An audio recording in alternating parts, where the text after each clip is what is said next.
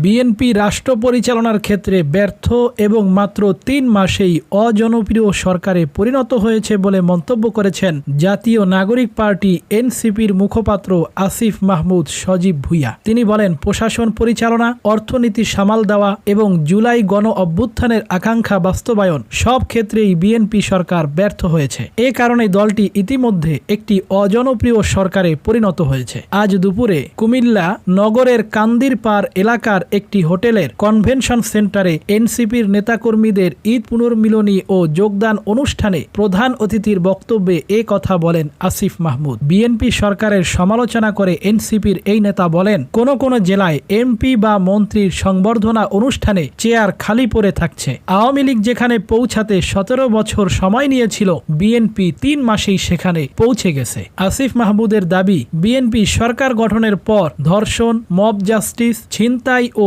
আইন শৃঙ্খলা পরিস্থিতির কোনো উন্নতি হয়নি, বরং অনেক ক্ষেত্রে পরিস্থিতির অবনতি হয়েছে। এ প্রসঙ্গে তিনি বলেন, আমরা দেখছি মব জাস্টিস বেড়েছে। শুধু গত মাসেই 84 জন ধর্ষণের শিকার হয়েছেন, যাদের মধ্যে 6 জন শিশুকে ধর্ষণের পর হত্যা করা হয়েছে। নির্বাচিত সরকার আসার পরও এসব পরিস্থিতির উন্নতি হয়নি। স্বরাষ্ট্রমন্ত্রীর সমালোচনা করে এনসিপির এই নেতা বলেন, দায়িত্ব গ্রহণের প্রথম দিন মব বন্ধ করার প্রতিশ্রুতি দেওয়া হলেও বাস্তবে উল্টো চিত্র দেখা যাচ্ছে। মবের অনেক ঘটনায় সরকার দলীয় ব্যক্তিদের সংশ্লিষ্টতা দেখা যাচ্ছে। দ্রব্যমূল্য ও জ্বালানি মূল্য বৃদ্ধির সমালোচনা করে আসিফ মাহমুদ বলেন, বিদ্যুৎ ও গ্যাসের অস্বাভাবিক মূল্য বৃদ্ধি সাধারণ মানুষের জীবনযাত্রাকে অসহনীয় করে তুলেছে। প্রিয় দর্শক, আসিফ মাহমুদ সজীব ভুঁইয়ার এই কথাগুলোর সাথে আপনিও কি একমত? এখনই লিখুন কমেন্টের ঘরে। আর এই চ্যানেলে নতুন হয়ে থাকলে সাবস্ক্রাইব করতে ভুলবেন না। আগে থেকেই যারা সাবস্ক্রাইব করেছেন তাদেরকে অসংখ্য ধন্যবাদ।